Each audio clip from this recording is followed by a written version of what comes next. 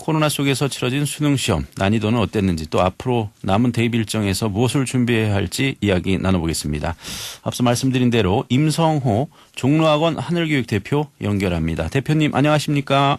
네, 안녕하십니까? 네, 코로나 속에서 수능이 처음으로 치러졌습니다. 이번 수능 전반적으로 출제 난이도가 어땠는지 궁금한데요. 입시 전문가들이 보는 전반적인 총평 어떻습니까? 사실 지금 코로나19 상황이었기 때문에 이제 수험생들 입장도 그렇고 일반적인 이제 그 기대 자체가 조금 쉽게 출제하지 않겠느냐. 네.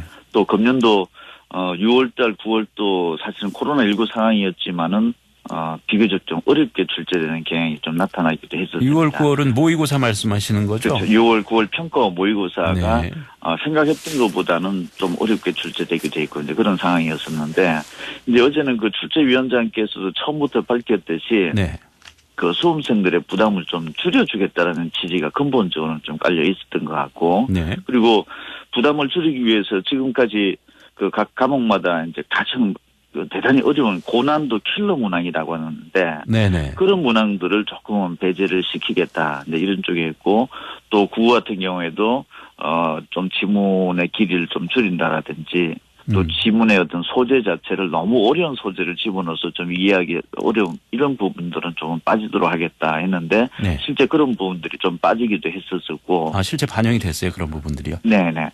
그리고 또 전체적인 어떤 상황으로 봤을 때는 지금까지 아주 어렵게 출제되었던 수능은 조금 쉬운 방향으로 좀 출제 가닥을 잡았고 또 지금까지도 매우 쉽게 출제된 것들은 좀 어려운 방향을 잡았는데 대표적으로 이제 문과 수학은 지금까지 대단히 어려웠었습니다. 지난해 수능도 그렇고 뭐 6, 9월 평가 모의고사도 그렇고 그래서 그런 부분들은 좀 쉽게 출제하려고 했던 방향으로 출제됐고 실제 뭐 강사들이라든지 학교 선생님들도 그렇고 실제 학생들도 좀 쉬웠다라는 반응이 결과적으로 좀 나타난 것 같고 문과 수학이요? 네.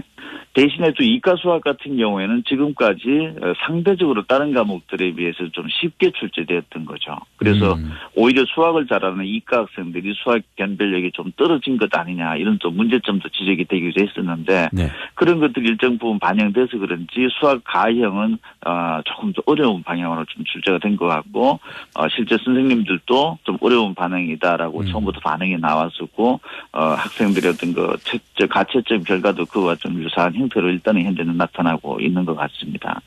그다음에 국어 같은 경우에는 사실은 국어가 이제 1교시 시험인데 1교시를 얼마만큼 잘 보느냐 안 보느냐가 또 그 다음 이후의 시간까지 연결이 되는 과목이기 때문에 굉장히 중요한데 그런 학생들이 많습니다. 국어 1교시가 지금까지 사실은 좀 대단히 어렵게 출제되었다. 맞아요. 그래서 그것도 지금 최근에 거의 어떻게 보면 한 연속 한 4년 정도까지 계속 어려워져서 불수는 국어다. 이런 부분들이 이제 나왔는데 그걸 좀 줄이려고 금년도에 노력은 굉장히 좀 시도는 좀 다각도로 한 거는 같은데 실제 수험생들이 체감했던 부분들과 또 출제진들의 의도와 강사들의 어떤 그 문제 보는 시각이 좀 굉장히 각각 달랐다라는 부분들. 그래서 저 출제팀에서는 쉽게 출제하려고 했던 거고 강사들도 처음에 풀어봤을 때는 그런 방향이 맞는 것 같다라고 인정을 했는데 실제 막상 학생들이 시험장에서 쏟아져 나오면서 이제 가채점을 해보면은 국어는 예상했던 바와는 좀 빗나갔다 이렇게 되고 또 영어는 뭐 상대적으로 비교적 평이하게 출제되었다. 그래서 각 과목별로 조금의 어떤 그 차이는 있는데 전반적으로 놓고 봤을 때는 좀 쉽게 출제하려고 했던 의도가 전체적으로 선돼 있고 하지만 쉽다라는 그 표현 속에서는 뭐 변별력도 없고 과거에 뭐 물수능이다 이런 부분들도 평가할 수 있는 부분 전혀 아닙니다. 충분한 변별력 확보가 되고 어떻게 보면은 좀 아주 어려운 문제는 없지만 나름의 어려우면서 변별력이 확보가 된 시험이다 이렇게 좀 평가를 할 수 있겠습니다. 네, 그 앞부분에는 이제 뭐 국어 지문 길이가 좀 조정이 됐고 지문 소재도 좀 그 많이 알려진 것으로 나왔다 이렇게 얘기를 해주셨는데 뒷부분에 또 국어도 쉽진 않았다 이렇게 얘기를 해주셨어요. 요즘 국어 보면 되게 그 지문이 길어가지고 문제 푸는데 시간이 많이 걸리겠더라고요. 요번에 또 어떻게 요번엔 나왔습니까?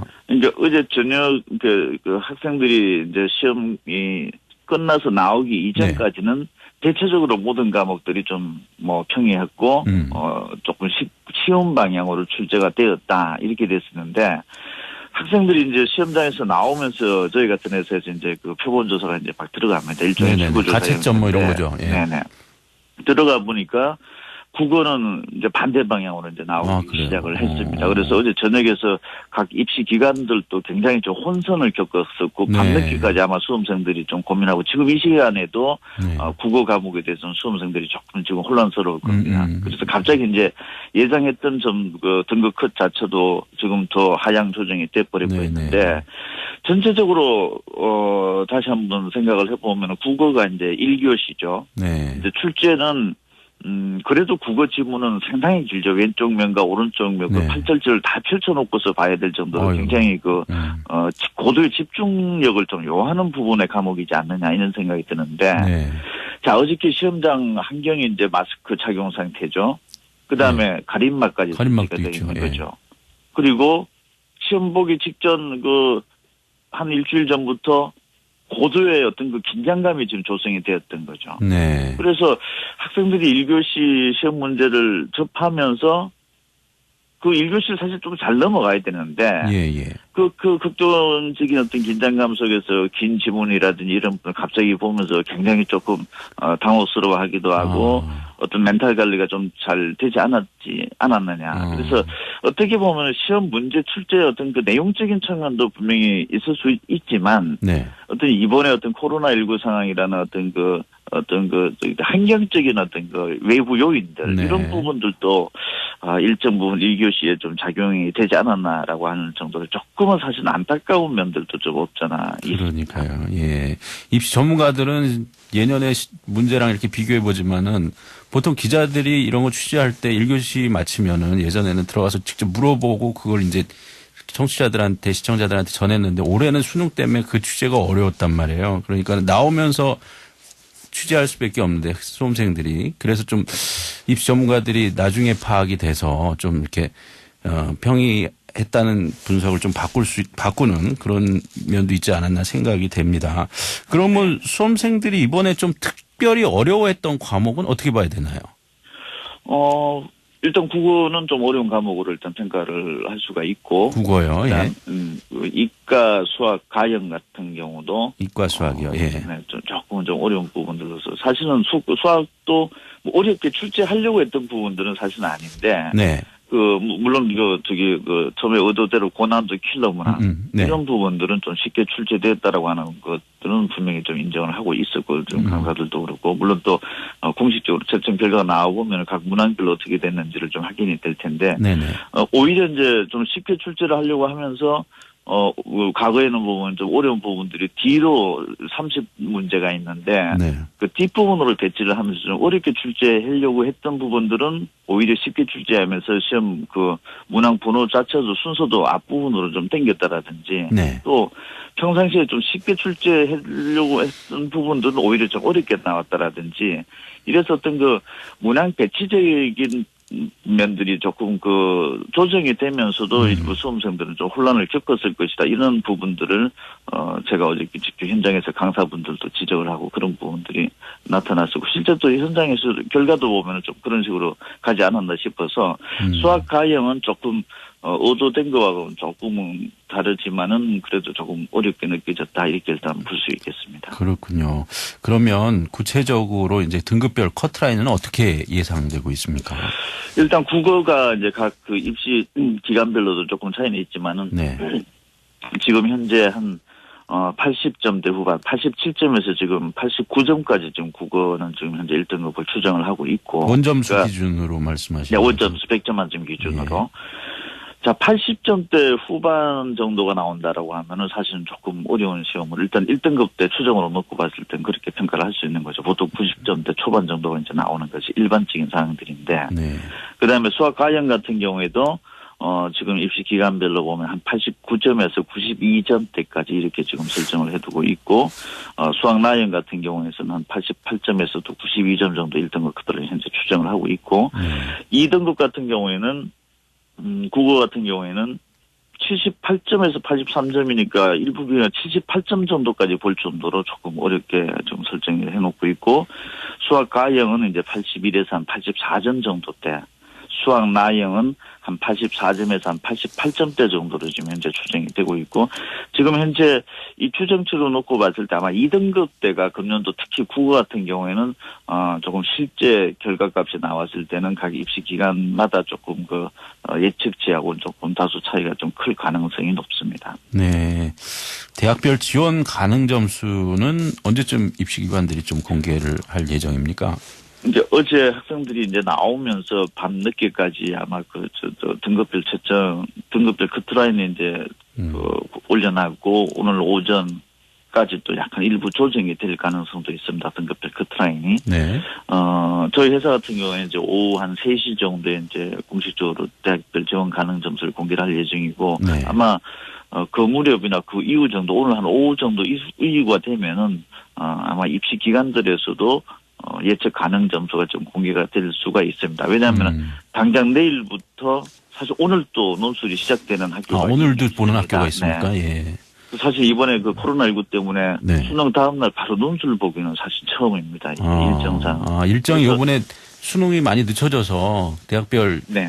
고사도 좀 빨리 일정도 빨리 땡겨졌네요. 그러면은 그 수능이 시간이. 늦춰졌고 네. 또 수능 전에 보려고 했던 대학들이 뭐 여러 가지 위험 상황들을 고려를 해서 수능 이후로 또 논술 일정을 미뤘고, 그다음에 그 고사장도 보면은 너무 좀 밀집돼서 보면 안 되니까 학생들을 네네. 분산해서 좀 이렇게 학생들 간의 어떤 간격을 유지하기 위해서 네. 하루에 논술 볼 것들을 이틀로 나눠서 본다라든지 이게 분산 개최를 하다 보니까 날짜가 네. 이게 또 논술 일정도 또 이렇게 또 흐트러지는 그런 면들이 있다 보니까 바로 오늘부터 시작되고, 또 내일하고 내일 토요일, 일요일, 심지어 월요일까지 네. 지금 수능이 목요일날 끝났지만은 사실 당장 다음 주 월요일까지 논술 일정이 지금 딱 잡혀져 있는데, 네. 오늘 이제 오후부터 내일 당장 내일부터라도 논술 시험장에 갈까 말까에 대해서 이제 고민하는 학생들이 있을 수 있습니다. 왜냐하면 수능 점수가 의외로 잘 나와서 내가 지원했던 논술 대학보다 오히려 더 좋은 곳에 정시에 합격이 가능성이 있다. 수시 지원한 데보다요. 예. 네, 그럼 논술 지원을 포기를 해야 되겠죠. 네. 왜냐하면 그게 붙어버리면 그냥 가야 되기 때문에. 네. 그래서 이런 것들을 판단하기 위해서 도움을 주기 위해서 아마 입시 기관들 오늘 오후부터라도 이제 발표를 할 예정인데, 어쨌든 정시 지원 원점수 토대인 거죠. 원점수로 100점 만점으로. 네. 그 점수 토대로 지원 가능은 오늘 오후부터 일단은 학부모님 측에서 좀 일부 받아보실 수가 있습니다. 네. 결시자가 예년에 비해서 이제 최대로 증가했다고 하는데요. 이런 결시율이 높았던 것이 수능과 입시에 미치는 영향 어떻게 분석되고 있습니까? 입시의 기본적인 틀 자체는 전체 시험 보는 수에서 자기가 위치하는 등수인 거죠. 네. 그러면은 전체적인 응시자 숫자가 줄어들게 되면은 지금 현재 4%, 11%까지가 1등급, 2등급인데 정해진 율인 거죠, 그게. 그러면은 응시자 수가 결시로 인해서 줄어들었다라고 하면은 4%, 11% 그 정해진 숫자 자체가 줄어들 수밖에 없는 거죠. 네. 그러면은 1등급과 2등급의 숫자가 정상적인 때보다는 오히려 몇 명이라도 줄어들 수밖에 없는 구조가 생길 테고, 그 몇 명이 얼마만큼이냐 이제 이게 중요한데, 네네. 지금 어쨌든 줄어들 수 있는 구조는 명확한데, 그럼 1등급과 2등급 숫자가 줄어들게 되면은 평소대로 시험 점수가 나왔지만은 그러면 1등급, 2등급 정도 뗐을 텐데 결시자가 갑자기 생기는 바람에 1등급, 2등급 학생들이 2등급 또는 3등급으로 내려갈 가능성이 생겨버립니다. 예. 그렇게 되면은 수시에서 어떤 대학들은 두 과목에서 각각 2등급을 요구한다라든지 이렇게 수능 최저 조건을 요구를 하게 되어 있는데, 네. 그 조건 요구를 충족을 못하는 어떤 불상사가 생길 수가 있는 거죠. 어떤 본인의 실력과 무관하게. 네. 그러면은 이제 수시에서는 수능 최저를 못 맞출 수 있는 불안감이 지금 수험생들한테는 굉장히 많이 생긴 거죠. 지금 등급별로 커트라인은 좀 이렇게 추정치를 해서 발표를 했는데, 내가 그 커트라인 선상에 겨우 이제 붙어 있는 학생들은 굉장히 불안한 거죠. 네. 결시가 생각했던 것보다는 훨씬 지금 13%대가 결시가 나타났다라고 하지만 그건 1교시 기준인 거고 2교시나 3교시나 갈수록 4교시로 갈수록 보면은 2교시 수학에서는 문과에서 많이 빠졌는지 이과에서 결시가 많이 생겼는지도 굉장히 중요한 거고 근데 저희 회사에서 놓고 보면은 작년도 기준으로 보면은 이과에서는 한 8% 정도밖에 안 빠졌는데 문과 학생들은 한 12.7% 정도가 빠질 정도로 급격하게 문과에서 많이 빠진 거죠. 네, 앞으로 그러면 문과에 또 그 결시자에도 영향력도 또 달라지는 거고 네. 또 4교시 정도가 되면 이제 탐구 과목인데 탐구 과목은 사회 과목에서는 9개 과목을 선택해서 9개 과목 중에서 2과목을 선택하고 과학 탐구는 8개 과목 중에서 2과목을 선택하는데 네네네. 어떤 선택 과목에 따라서는 20%가 넘는 결실이 이미 전년도에도 발생을 했었습니다. 아, 예. 그럼 금년도에 지금 결실이 전년에 비해서 좀 높아지고 있다라고 하면은 전년도 기준점으로 놓고 봤을 때는 금년도는 한 30% 가까이 빠질 가능성도 배제할 수 없다라는 거죠. 네. 그러면은 이 엄청난 결시자에 빠졌다. 응시자 수가 어떤 과목에서 대폭 빠지게 됐을 경우에는 수능 최저 등급을 못 맞추는 어떤 경우의 수가 더 확률적으로 높게 발생할 수 있다. 네. 네. 대표님, 예, 오늘은 여기까지 들어야 되겠네요. 나중에 네. 또 입시 일정에 따라서 또 연결해서 자세한 소식도 한 번 더 네. 연결해 주시기 바랍니다. 오늘 네. 말씀 감사합니다. 네, 고맙습니다. 네, 네. 네, 지금까지 임성호 종로학원 하늘교육 대표였습니다.